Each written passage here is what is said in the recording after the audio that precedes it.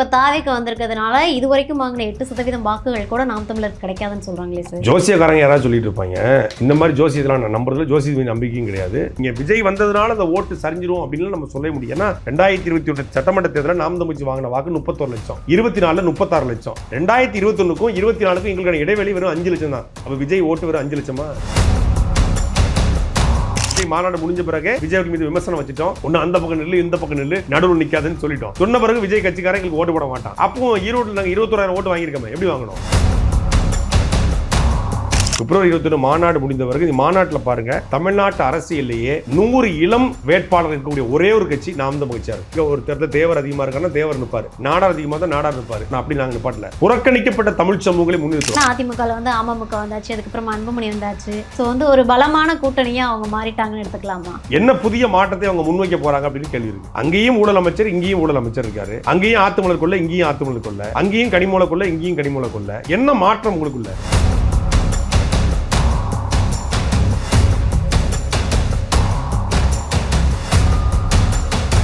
தமிழர் வந்து இது வரைக்குமே வந்து அதிமுக திமுக எதிர்ப்பு ஓட்டுகள் தான் பாதி நாம் தமிழருக்கு போணுச்சு. ஆனால் இப்போ தாவேக்கு வந்திருக்கிறதுனால இது வரைக்கும் வாங்கின 8% வாக்குகள் கூட நாம் தமிழருக்கு கிடைக்காதுன்னு சொல்கிறாங்களே சார். ஜோசியக்காரங்க யாராவது சொல்லிட்டு இருப்பாங்க. இந்த மாதிரி ஜோசியத்தெல்லாம் நான் நம்புறதுல ஜோசிய நம்பிக்கையும் கிடையாது. தேர்தல் வரத்தான் போகுது. நாம் தமிழ் கட்சி களத்தில் நிற்க போகுது. பிப்ரவரி 21 திருச்சியில் மிகப்பெரிய மாநாடு நடத்த போகிறோம். ஏன் சார் மாநாட்டுக்கான தேதி வந்து ரொம்ப டிலேயாக அறிவிச்சாங்க? எது மாநாட்டுக்கான தேதிகள் டிலே அறிவிக்கலையே. மாநாடு நான் 6 மாசமா சொல்லிட்டு இருக்கேன். பிப்ரவரி 21 டேட்டு டிலே ஆயிடுச்சு, ரொம்ப தாமதமாக அறிவிச்சிருக்காங்க. இல்லை அப்படிலாம் இல்லை, நாங்கள் 6 மாசமா திட்டமிட்டு இருக்கோம். 6 மாசமா இந்த மாநாடுக்கான திட்டமிட்டு இருக்கோம். பிப்ரவரி முதல் வாரத்தில் நடத்த மாதிரி இருந்துச்சு. அப்புறம் கொஞ்சம் பொருளாதார சூழ்நிலை காரணமாக பிப்ரவரி 21 வச்சிருக்கிறோம். நம்ம தேர்தல் வேட்பாளர் எல்லாமே தயாராக இருக்காங்க களத்தில். நாங்கள் வேலை பார்த்துட்டு தான் இருக்கோம். அறிவிக்கிறது போன மாதமே அவர் கிட்டத்தட்ட அக்டோபர் மாதத்துல சொல்லிட்டு இருக்கோம். மாநாடு ஒவ்வொரு இங்கே நடைபெற போது, இத்தனை தேதி நடைபெற போகுதுன்னு நம்ம தொடர்ச்சியாக சொல்லிட்டு தான் இருக்கிறோம். பிப்ரவரி 21 மாநாடு முடிந்த பிறகு இந்த மாநாட்டில் பாருங்கள், தமிழ்நாட்டு அரசியலையே 100 இளம் வேட்பாளர் இருக்கக்கூடிய ஒரே ஒரு கட்சி நாம் தமிழ் கட்சியாக இருக்கும். 117 ஆண்கள், 117 பெண்கள். இந்தியாவிலே ஒரு கட்சி பெண்களுக்கு சரிக்கு நிகராக கொடுத்ததாக வரலாறே கிடையாது. தொடர்ச்சியாக கொடுத்துக்கிட்டு இருக்கோம். மாதிரி ஒடுக்கப்பட்ட புறக்கணிக்கப்பட்ட தமிழ் சமூகங்கள். இப்போ நீங்கள் ஒரு ஒரு தொகுதி எழுதிட்டீங்கன்னா அங்கே பெரும்பான்மை சாதி தான் வேட்பாளராக நிற்கும். இப்போ நீங்கள் எங்கே ஒரு தேர்தல் தேவர் அதிகமாக இருக்கான்னா தேவர் நிற்பார், நாடார் அதிகமாக இருந்தால் நாடார் நிற்பார், கோணர் அதிகமாக இருந்தால் கோணார் நிற்பார், வன்னியர் இருந்தால் வன்னியர் நிற்பாங்க. ஆனால் அப்படி நாங்கள் நிப்பாட்டில் புறக்கணிக்கப்பட்ட தமிழ் சமூகங்களை முன்னிறுத்துறோம். ஆனால் பிரதித்துவ அடிப்படையில், இடஒதுக்கீடு அடிப்படையில் எல்லா சமூகங்களுக்குமான முன்னுரிமை. அதே போல் புறக்கணிக்கப்பட்ட வண்ணார், குயவர், நாவிதர், பண்டாரம், ஆசாரி, இப்படி தேர்தல் அரசியலில் இல்லாத சமூகங்களை முன்னிறுத்தி எல்லாருக்குமான சம வாய்ப்பை, சமத்துவத்தை நாம் தமிழ் வழங்கியிருக்கிறது. திருநங்கைகளுக்கு முன்னிறுத்துறோம். மாற்றுத்திறனாளிகளுக்கு தேர்தலில் வாய்ப்பு கொடுத்துருக்குறோம். மருத்துவர்கள், இப்போ பொறியாளர்கள், படித்த பட்டதாரிகள், விவசாயிகள், இப்படி தேர்ந்தெடுத்த சமூக ஆர்வலர்கள், சுற்றுச்சூழல் ஆர்வலர்கள், இப்படி தேர்ந்தெடுத்து வேட்பாளர் பண்ணியிருக்கோம். அந்த வேட்பாளர் அறிவிப்பே தமிழ்நாட்டில் வந்து இதுவரைக்கும் நடைபெறாத ஒரு அறிவிப்பாக இருக்கும். அதை மக்கள் பார்க்க தான் செய்வாங்க. யார் பக்கம் எது சரியாக இருக்குது, இன்னும் நல்லதை விரும்பக்கூடிய, மாற்றத்தை விரும்பக்கூடிய, நேர்மையான அரசியல் வரணும் விரும்பக்கூடிய கோடிக்கணக்கான மக்கள் தமிழ்நாட்டில் இருக்காங்க. எல்லாரும் ஓட்டுக்கு பணம் வாங்கிட்டு ஓட்டு போட்டுருவான்னு சொல்ல முடியாது. நீங்கள் பாருங்கள், 2021 சட்டமன்ற தேர்தலில் திமுகவும் பணம் கொடுத்துச்சு, அதிமுகவும் பணம் கொடுத்துச்சு. எல்லார் பணத்தையும் வாங்கிக்கிட்டு ஒரு 36 லட்சம் பேர் பணமே வாங்காமல் மாற்றத்துக்கு ஓட்டு போட்டிருக்காங்கல்ல. அப்போ நல்லவங்க தமிழ்நாட்டில் இருக்காங்க. அது தேர்ந்தெடுக்கலை. நீங்கள் விஜய் வந்ததுனால அந்த ஓட்டு சரிஞ்சிரும் அப்படின்னு நம்ம சொல்ல முடியும். ஏன்னா 2021 சட்டமன்ற தேர்தலில் நாம் தமிழ் வாங்கின வாக்கு 31 லட்சம், 24 36 லட்சம். 24 நாடாளுமன்ற தேர்தல் நாங்கள் போட்டி போடும்போது விஜய் கட்சி ஆரம்பிச்சிட்டாரு. 2021க்கும் 24க்கும் எங்களுக்கான இடைவெளி வெறும் 5 லட்சம் தான். அப்போ விஜய் ஓட்டு வெறும் 5 லட்சமா? 21 அவர் கட்சி ஆரம்பிக்கலையே. புரியுதா உங்களுக்கு? 24 அவர் கட்சி ஆரம்பிச்சிட்டாரு. கட்சி ஆரம்பித்த பிறகு நாங்கள் நின்று தேர்தலில் எங்கள் வாக்கு 36 லட்சம், 5 லட்சம் தான் கூட்டியிருக்கோம். 5 லட்சம் தான் விஜய் ஓட்டா அப்படிங்கிற கேள்வி இருக்குது. ஈரோடு கிழக்கு தேர்தல் 2025 நடந்துச்சு, பிப்ரவரி மாதம். அதில் நாங்கள் கிட்டத்தட்ட 21,000 வாக்கு வாங்கினோம். கடந்த முறை வாங்கினதை விட 10,000 ஓட்டு அதிகமாக வாங்கினோம். அப்போ ஒரு தொகுதிக்கு 10,000 ஓட்டு தான் விஜய் ஓட்டா. அப்போ விஜய் கட்சி தொடங்கிட்டாரு. விஜய் நாங்கள் எதிர்க்கவும் ஆரம்பிச்சிட்டோம். எதிர்த்த பிறகு விஜய் ஓட்டு எங்களுக்கு வந்திருக்காது. ஏன்னா விஜய் மாநாடு முடிஞ்ச பிறகு விஜய் மீது விமர்சனம் வச்சுட்டோம். ஒன்று அந்த பக்கம் நில்லு, இந்த பக்கம் நில்லு, நடுவில் நிற்காதுன்னு சொல்லிட்டோம். சொன்ன பிறகு விஜய் கட்சிக்காரன் எங்களுக்கு ஓட்டு போட மாட்டான். அப்போ ஈரோட்டில் நாங்கள் 21,000 ஓட்டு வாங்கியிருக்கோமே. எப்படி வாங்கணும்? எங்களுடைய வாக்கு வளர்ந்து கொண்டிருக்கிறது. நல்லவர்கள், நேர்மையானவர்கள், மாற்றத்தை விரும்பக்கூடிய மக்கள், தமிழ்நாட்டை தமிழர் ஆள வேண்டும் என்கிற கோட்பாட்டை முன்வைப்பதனால தமிழர்கள் எங்களுக்கு வாக்களிப்பாங்க. அதை நீங்கள் தேர்தலில் பார்ப்பீங்க. ஓகே, சாட்டை அவர்கள் வந்து எம்எல்ஏவாக நிற்பாங்களா சார்? இல்லை, நான் வந்து 2026 சட்டமன்ற களத்தில் பல எம்எல்ஏக்களை உருவாக்க வேண்டிய தேவை இருப்பதனால சுற்றி சுழல வேண்டிய தேவை இருக்கிறது. அதனால் எல்லா தொகுதியிலும் நிற்பேன். நான் சீமான் சொன்னது தான், சீமான் சொல்கிறது தான், அவர் என்ன சொல்கிறாரோ அந்த வேலையை செய்வோம், அவ்வளோதான்.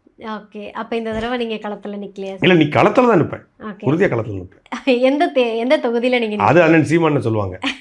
உங்களோட ஆசை அப்படின்னு ஒன்று இருக்கும் இல்லையா சார்? அப்படிலாம் ஒன்றும் இல்லை. அவரு ஏன்னா நீங்கள் பல இடத்துல சொல்லியிருக்கீங்க. தலைவனுடைய கட்டளை தான் தளபதி செய்கிற வேலை. அதனால் அவர் என்ன சொல்கிறாரோ அதை செய்வோம். இல்லை வந்து ஆனால் வந்து என்ன சொல்லிட்டு இருக்காங்கன்னா, சீமான் அவர்கள் சாட்டை அவர்கள் அடுத்ததாக வந்து நாம் தமிழரே வந்து சீமான எடுத்து சாட்டையை நம்பி தான் அப்படிலாம் கிடையாது. ஒரு கட்சியில் வந்து அடுத்த கட்டமாக யார் வருவாங்க அப்படிங்கிறத காலம் தான் முடிவெடுத்தோம். இங்கே தம்பி இடுமோனம் கார்த்திக் இருக்கார், தம்பி சல்மான் இருக்கார், தம்பி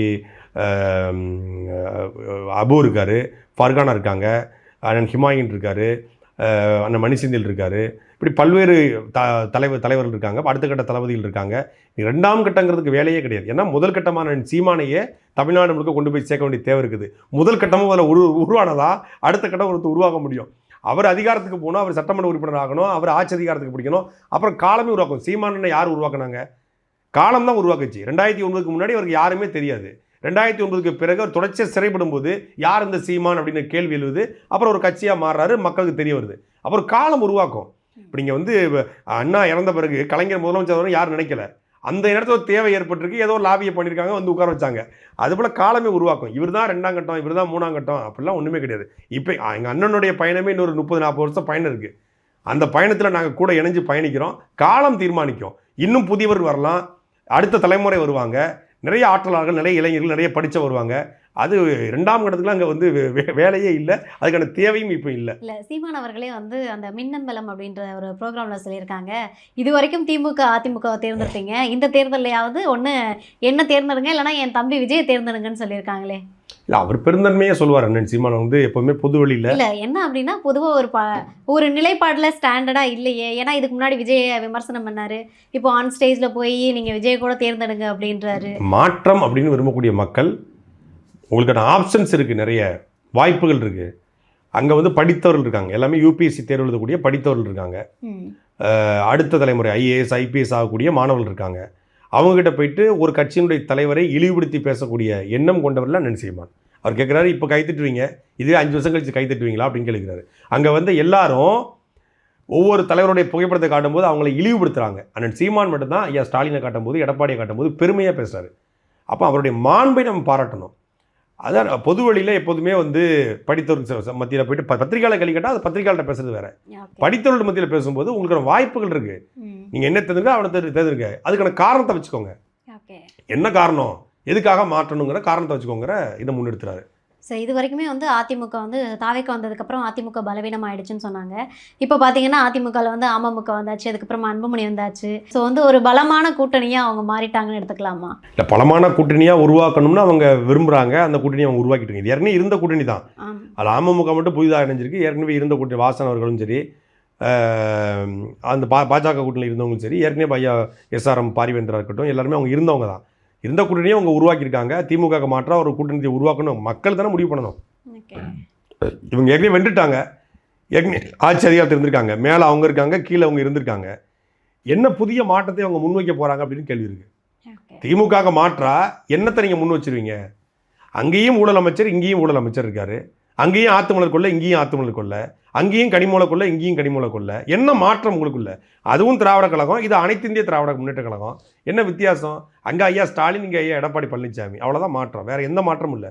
புதிய அரசியல், புதிய மாற்றம் வரணும். ஏற்கனவே 50 வருஷமாக இவங்களுக்கு ஓட்டு போட்டு தமிழ்நாடே நாசமாக போயிருக்கு அப்படிங்கிறதான் யதார்த்தமான உண்மை. அதை மாற்றணும்னா முதல்ல திராவிட கட்சிகளை தூக்கி தூரப்படணும். திராவிட கட்சி, அதுதான் நான் சீமான் சொன்னது, திராவிட கட்சிகளை இதோட இந்த தேர்தலோட முடித்து கட்டுவதற்கு புதிய தலைமுறை, இளைய தலைமுறை, மாற்றத்தை விரும்பக்கூடிய மக்கள் வந்து முடிவு செய்யணும். அந்த மாற்றம் நிகழக்கூடிய காலம் வந்துருச்சு. ஆனால் இது ஒரு பெரிய கூட்டணிலாம் அப்படின்னு சொல்ல முடியாது. கூட்டணி போடுறதே பிரமாண்டம் கிடையாதுங்க. என்ன கோட்பாடை முன்வைக்கிறீங்க? அவன் வந்து ஆண்களுக்கு பெண்களுக்கு இலவசம், நாங்கள் ஆண்களுக்கும் சேர்த்து இலவசம், அவங்க 1000 ரூபா, நாங்கள் 2000 ரூபா, அது இல்லை. மக்களை வந்து சுயமாக சிந்தித்து நல்ல படிப்புக்கு ஏற்ற வேலை, வேலைக்கு ஏற்ற சம்பளம், சம்பளத்தை கொண்டு தன்மானமிக்க வாழ்வை தான் உருவாக்கணும். இந்த 50 வருஷம் அதை பண்ணியிருந்தீங்கன்னா நீங்கள் மிக்சியோ, கிரைண்டரோ, ஆடோ, மாடோ, லேப்டாப்போ நீங்கள் கொடுக்க வேண்டாம், அவன் வாங்கிக்குவான். இப்போ நான் வந்து ஒரு ஐஃபோன் வாங்கியிருக்கிறேன், எனக்கு அரசு இலவசமாக கொடுக்கலையே. நான் படித்து ஒரு வேலையை தொடங்கினேன், ஒரு நிறுவனத்தை ஆரம்பித்தேன், நான் வாங்கினேன். இப்படி எல்லாரும் தன்னுடைய சொந்த கால வைக்கிறதுக்கான ஒரு அடித்தளத்தை போட்டு தான் ஒரு அரசு தேவைப்படுது. அப்ப அததானே விஜய் சொல்றாரு. அப்ப அவர் எடுக்கக்கூடிய ஸ்டாண்டர்ட் வந்து கரெக்ட்னு எடுத்துக்கலாம். அது சரியான பார்வையே இல்லைல்ல. அதை எப்படி பண்ணுவீங்கன்னு சொல்லுங்க, நீங்க தெரிஞ்சுக்கிறோம். இதை நான் எப்படி பண்ணுவேன், எப்படி பண்ண போறேன் அப்படின்னு சொல்லுங்க. அண்ணன் சீமான் சொல்றாரு, டென்மார்க்கில் இருப்பது போல நான் தமிழ்நாட்டுடைய பொருளாதாரமே ஆடு மாடு மட்டுமே மாட்டு பால் மட்டுமே 1 லட்சம் கோடி இருக்கு. நான் மாட்டு பண்ண வைப்பேன், ஆட்டு பண்ண வைப்பேன், மாட்டிலேருந்து பால்லேருந்து பால் பொருட்கள் தயாரிப்பேன், இங்கே ஒரு 1000 ஏக்கரில் தக்காளி தோட்டம் வைப்பேன், அங்கே பக்கத்தில் ஜாம் தயாரிக்கக்கூடிய தொழிற்சாலை உருவாக்குவேன், இங்கே கரும்பு போடுவேன், கரும்புலேருந்து உருவாக்கக்கூடிய பொருட்களை தயாரிப்பேன் அப்படின்னு ஒரு திட்டத்தை போடுறாரு. அப்படி ஏதாவது சொல்லுங்கள், நீங்கள் சொன்னால் நம்ம வரவேற்போம், வாழ்த்துவோம், பாராட்டுவோம். விசில் சின்னம் கிடைச்சதே வந்து பாஜக தானே ஒரு பக்கம் ஒதுக்கி இருக்கு. விசில் சின்னம் கிடைச்சதுக்கு பாஜக காரணம் நான் சொல்ல மாட்டேன். அது அவங்க தேர்தல் ஆணையத்துடைய விதிமுறையின் அடிப்படையில் எந்த சின்னத்தை நம்ம கேட்குறோமோ 4 சின்னம் கொடுத்தா ஒரு சின்னத்தை அவங்க கொடுப்பாங்க. அப்படி தான் கொடுத்துருக்காங்க. இதுலலாம் எல்லாத்தையும் அரசியல் பண்ண முடியாது. இல்ல சிபிஐ வழக்கு ஜனநாயகன் வழக்கு வந்து இவ்வளவு அவசரமா இழுத்து கண்டிப்பா அவருக்கு பின்னாடி நெருக்கடி இருக்கு, பிஜேபி பின்னாடி இருக்கு, பிஜேபி அடக்குது, பிஜேபி முடக்குது, எல்லாம் பண்ணுது. அவரை பேச சொல்லுங்க. ஏன்ட்ட பேட்டி கேட்ட மாதிரி விஜய்கிட்ட வேண்டாம், விஜய் கட்சிக்காரங்கிட்ட பேட்டி கேட்டு பாஜகவை எடுத்து பேச சொல்லுங்க. ஓகே, இல்லை ஒரு விதத்தில் இப்படி பார்க்கலாமா சார், ஒருவேளை விஜய் வந்துட்டு அடுத்த காங்கிரஸை சப்போர்ட் பண்ணிடக்கூடாது. ஏன்னா நான் தான் சொன்னேன்ல, பிரவீன் சக்கரவர்த்தி தொடர்ந்து விஜய் பற்றி சப்போர்ட் பண்ணிட்டே. பிரவீன் சக்கரவர்த்திங்கிறது காங்கிரஸில் இருக்கிற சுப்பிரமணிய சாமி, காங்கிரஸ்காரனே அவரை மதிக்க மாட்டான். நீங்கள் தான் பிரவீன் சக்கரவர்த்தின்னு சொல்லிட்டீங்க. அவர் நம்ம ஊருக்கு ஹெச்ராஜா மாதிரி, வேற ஒன்றும் இல்லை. ஓகே சார், இப்போ வந்து இந்த தேர்தலில் வந்து ஒரு சிலர் வந்து அப்படியே வந்து சைலண்ட் மோடில் இருக்காங்களா, இல்லை அவங்களுக்கு கூட்டணி அமையலையான்னு தெரியல. இப்போ ஓபிஎஸ்ஸாக இருக்கட்டும், அடுத்த தேமுதிக கட்சியாக இருக்கட்டும், அடுத்ததாக பார்த்தீங்க அப்படின்னா அண்ணாமலை அவர்களாக இருக்கட்டும், இவங்க எல்லாருமே வந்து ரொம்ப அண்ணாமலை பாஜகவில் இணைஞ்சு நேற்று பியூஷ் கோயில் வரும்போதுலாம் உள்ள நிற்கிறார். இன்றைக்கி மோடி மேடையில் இருப்பார், அதெல்லாம் பிரச்சனை இல்லை. தேமுதிக ஓபிஎஸ்ஸை பொறுத்தவரை அவங்களோட நிலைப்பாட்டை விரைவில் அறிவிப்ப சொல்லுவாங்க. அவங்களுக்குலாம் தமிழ்நாட்டில் அரசியலில் என்ன சொல்கிறதுன்னு தெரியல. என்னென்னா இந்த மாதிரியான கட்சிகள், இந்த கூட்டணிக்கு போகக்கூடிய கட்சிகள்லாம் தேர்தலை தங்களுக்கான வியாபாரமாக பார்க்குறாங்க. யார் அதிக சீட்டு கொடுப்பாங்க, அமமுகவும் அப்படி பார்த்து தான் போயிருக்காங்க. 100 விழுக்காடு. இதில் நம்ம சந்தேகம் வரேன், நீங்கள் தேர்தலை தங்களுக்கான வியாபாரமாக பார்க்குறாங்க. சீட்டு நோட்டு யார் அதிகமாக தருவா அப்படி பேரம் பேசுகிறாங்க, அவ்வளோதான். நீங்கள் வந்து ஒரு காரு வாங்க போகிறீங்க. இப்போ நான் ஒரு ஐஃபோனே வாங்க போகிறேன், எடுத்துக்காட்டு சொல்லுவோமே, ஒரு ஐஃபோன் வாங்க போகிறோம். பூர்வீகாவில் போய் பார்க்குறேன், ஐஃபோன் ஸ்டோர்லையும் போய் பார்க்குறேன், சென்னை மொபைல்ஸ்லையும் பார்க்குறேன். யார் எனக்கு நல்ல ஆஃபர் தருவா? எவன் ஹெட்செட் ஃப்ரீயாக கொடுப்பான், எவன் வந்து எனக்கு வந்து டெம்பர் கிளாஸுக்கு ஃப்ரீயாக கொடுப்பான், எவன் பேக் கவர் ஃப்ரீயாக கொடுப்பான் அப்படின்னு 3 பேட்டி ஆஃபர் கொட்டேஷனை வாங்கிட்டு நம்ம வந்து எது நமக்கு வந்து ஆஃபர் நல்லாயிருக்கும் போய் வாங்குகிறோம். அதே போல் தான் யார் சீட்டு நோட்டு, எம்பி சீட்டு, யார் மத்திய அமைச்சர் பதவி ராஜ்யசபா எம்பி நோட்டு, அமைச்சரவையில் பங்கு நோட்டு. இந்த பக்கம் பார்த்தா எம்எல்ஏ சீட்டு நோட்டு. எந்த ஆஃபரை பார்க்கலாம், அமைச்சரா, மத்திய அமைச்சரா, ராஜ்யசபாவா, எம்எல்ஏவா அப்படின்னு ஆஃபரை வச்சுட்டு போகிறாங்க. இது ஒரு வகையான வியாபாரமாக மாறிடுச்சு. அந்த வியாபாரிகளை பற்றி நம்ம பேசி நம்ம நேரத்தை வீணடிக்க வேண்டிய அவசியம் கிடையாது. இல்லை ராமதாஸ் அவர்கள் வந்து இப்போ திடீர்னு திமுகவுக்கு போகிறதா ஒரு பேச்சு, அது ஒரு வகையான வியாபாரம் தான், வேற என்ன சார். இப்போ ராமதாஸ் திமுகவுக்கு போனால் திரும்ப அவர்கள் வந்து அங்கே இருப்பாங்களா கட்சியில்? தெரியல, அந்த தெரியல, மேபி இருக்கலாம், இல்லாமலும் போகலாம். அதுதான் ராமதாஸ் உடைய பெறாத பிள்ளைன்னு சொல்லி அருள் அவர்கள் சொல்கிறாரு. பெற்றெடுத்த பிள்ளையவே தெருல விட்டாரு, பெறாத பிள்ளை என்ன பாடுபடுத்த போகிறாரோ. மற்றும் ஒரு நேர்காணல் வந்து சந்திச்சுக்கிறேன். அவங்க பொண்ணான நேரத்தை எனக்கு கொடுத்ததுக்கு ரொம்ப ரொம்ப தேங்க்யூ ஸோ மச். நன்றி.